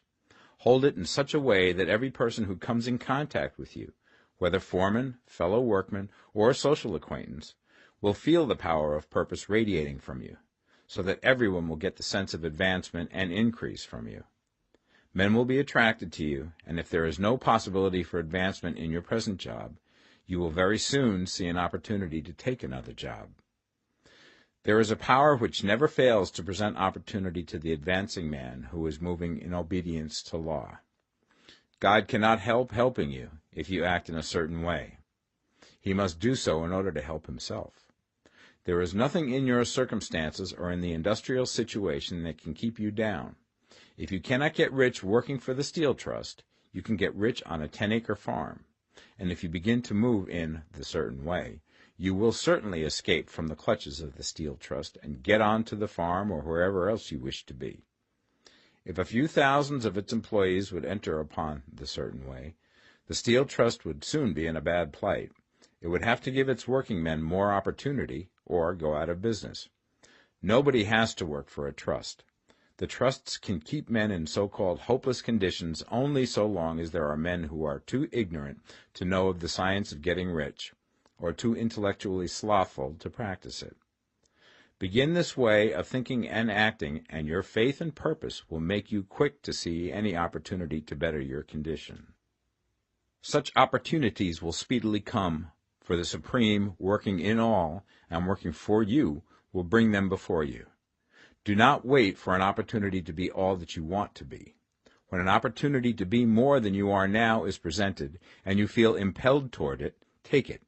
It will be the first step towards a greater opportunity. There is no such thing possible in this universe as a lack of opportunities for the man who is living the advancing life. It is inherent in the constitution of the cosmos that all things shall be for him and work together for his good, and he must certainly get rich if he acts and thinks in the certain way. So let wage-earning men and women study this book with great care, and enter with confidence upon the course of action it prescribes. It will not fail. Chapter 16. Some Cautions and Concluding Observations. Many people will scoff at the idea that there is an exact science of getting rich. Holding the impression that the supply of wealth is limited, They will insist that social and governmental institutions must be changed before even any considerable number of people can acquire a competence. But this is not true. It is true that existing governments keep the masses in poverty, but this is because the masses do not think and act in the certain way. If the masses begin to move forward as suggested in this book, neither governments nor industrial systems can check them. All systems must be modified to accommodate the forward movement. If the people have the advancing mind, have the faith that they can become rich, and move forward with the fixed purpose to become rich, nothing can possibly keep them in poverty. Individuals may enter upon the certain way at any time and under any government, and may make themselves rich. And when any considerable number of individuals do so under any government, they will cause the system to be so modified as to open the way for others. The more men who get rich on the competitive plane, the worse for others. The more who get rich on the creative plane, the better for others. The economic salvation of the masses can only be accomplished by getting a large number of people to practice the scientific method set down in this book and become rich. These will show others the way and inspire them with a desire for real life, with the faith it can be attained, and with the purpose to attain it. For the present, however, it is enough to know that neither the government under which you live nor the capitalistic or competitive system of industry can keep you from getting rich. When you enter upon the creative plane of thought, you will rise above all these things and become a citizen of another kingdom. But remember that your thought must be held upon the creative plane. You are never for an instant to be betrayed into regarding the supply as limited, or into acting on the moral level of competition. Whenever you do fall into old ways of thought, correct yourself instantly, for when you are in the competitive mind, you have lost the cooperation of the mind of the whole. Do not spend any time in planning as to how you will meet possible emergencies in the future, except as the necessary policies may affect your actions today. You are concerned with doing today's work in a perfectly successful manner, and not with emergencies which may arise tomorrow. You can attend to them as they come. Do not concern yourself with questions as to how you shall surmount obstacles which may loom upon your business horizon, unless you can see plainly that your course must be altered today in order to avoid them. No matter how tremendous an obstruction may appear at a distance, you will find that if you go on in the certain way, it will disappear as you approach it, or that a way over, through, or around it will appear. No possible combination of circumstances can defeat a man or woman who is proceeding to get rich along strictly scientific lines. No man or woman who obeys the law can fail to get rich, any more than one can multiply 2 by 2 and fail to get 4. Give no anxious thought to possible disasters, obstacles, panics, or unfavorable combinations of circumstances. It is time enough to meet such things when they present themselves before you in the immediate present, and you will find that every difficulty carries with it the wherewithal for its overcoming. Guard your speech. Never speak of yourself, your affairs, or of anything else in a discouraged or discouraging way. Never admit the possibility of failure, or speak in a way that infers failure as a possibility. Never speak of times as being hard, or of business conditions as being doubtful. Times may be hard and business doubtful for those who are on the competitive plane, but they can never be so for you. You can create what you want, and you are above fear. When others are having hard times and poor business, you will find your greatest opportunities. Train yourself to think of and to look upon the world as a something which is becoming, which is growing, and to regard seeming evil as being only that which is undeveloped. Always speak in terms of advancement. To do otherwise is to deny your faith, and to deny your faith is to lose it. Never allow yourself to feel disappointed. You may expect to have a certain thing at a certain time, and not get it at that time, and this will appear to you like failure. But if you hold to your faith, you will find that the failure is only apparent. Go on in the certain way, and if you do not receive that thing, you will receive something so much better that you will see that the seeming failure was really a great success. A student of this science had set his mind on making a certain business combination which seemed to him at the time to be very desirable, and he worked for some weeks to bring it about. When the crucial time came, the thing failed in a perfectly inexplicable way. It was as if some unseen influence had been working secretly against him. He was not disappointed. On the contrary, he thanked God that his desire had been overruled, and went steadily on with a grateful mind. In a few weeks an opportunity so much better came his way that he would not have made the first deal on any account, and he saw that a mind which knew more than he knew had prevented him from losing the greater good by entangling himself with the lesser. That is the way every seeming failure will work out for you, if you keep your faith, hold to your purpose, have gratitude, and do, every day, all that can be done that day, doing each separate act in a successful manner. When you make a failure, it is because you have not asked for enough. Keep on, and a larger thing than you were seeking will certainly come to you. Remember this. You will not fail because you lack the necessary talent to do what you wish to do. If you go on as I have directed, you will develop all the talent that is necessary to the doing of your work. It is not within the scope of this book to deal with the science of cultivating talent, but it is as certain and simple as the process of getting rich. However, do not hesitate or waver for fear that when you come to any certain place you will fail for lack of ability. Keep right on, and when you come to that place, the ability will be furnished to you. The same source of ability which enabled the untaught Lincoln to do the greatest work in government ever accomplished by a single man is open to you. You may draw upon all the mind there is for wisdom to use in meeting the responsibilities which are laid upon you. Go on in full faith. Study this book. Make it your constant companion until you have mastered all the ideas contained in it. While you are getting firmly established in this faith, you will do well to give up most recreations and pleasure, and to stay away from places where ideas conflicting with these are advanced in lectures or sermons. Do not read pessimistic or conflicting literature, or get into arguments upon the matter. Do very little reading, outside of the writers mentioned in the preface. Spend most of your leisure time in contemplating your vision, and in cultivating gratitude, and in reading this book. It contains all you need to know of the science of getting rich, and you will find all the essentials summed up in the following chapter. Chapter 17. Summary of the Science of Getting Rich. There is a thinking stuff from which all things are made, and which, in its original state, permeates, penetrates, and fills the interspaces of the universe. A thought in this substance produces the thing that is imaged by the thought. Man can form things in his thought, and by impressing his thought upon formless substance can cause the thing he thinks about to be created.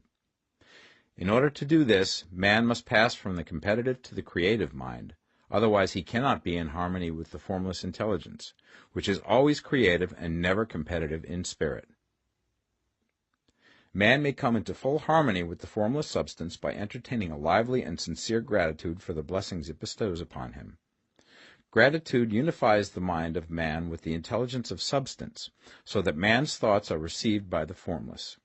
Man can remain upon the creative plane only by uniting himself with the formless intelligence through a deep and continuing feeling of gratitude. Man must form a clear and definite mental image of the things he wishes to have, to do, or to become, and he must hold this mental image in his thoughts, while being deeply grateful to the Supreme that all his desires are granted to him. The man who wishes to get rich must spend his leisure hours in contemplating his vision, and in earnest thanksgiving that the reality is being given to him. Too much stress cannot be laid on the importance of frequent contemplation of the mental image, coupled with unwavering faith and devout gratitude. This is the process by which the impression is given to the formless, and the creative forces set in motion. The creative energy works through the established channels of natural growth, and of the industry and social order. All that is included in his mental image will surely be brought to the man who follows the instructions given above, and whose faith does not waver. What he wants will come to him through the ways of established trade and commerce. In order to receive his own when it shall come to him, man must be active, and this activity can only consist in more than filling his present place. He must keep in mind the purpose to get rich through the realization of his mental image. And he must do, every day, all that can be done that day, taking care to do each act in a successful manner. He must give to every man a use value in excess of the cash value he receives, so that each transaction makes for more life, and he must so hold the advancing thought that the impression of increase will be communicated to all with whom he comes in contact. The men and women who practice the foregoing instructions will certainly get rich, and the riches they receive will be in exact proportion to the definiteness of their vision, the fixity of their purpose, the steadiness of their faith, and the depth of their gratitude.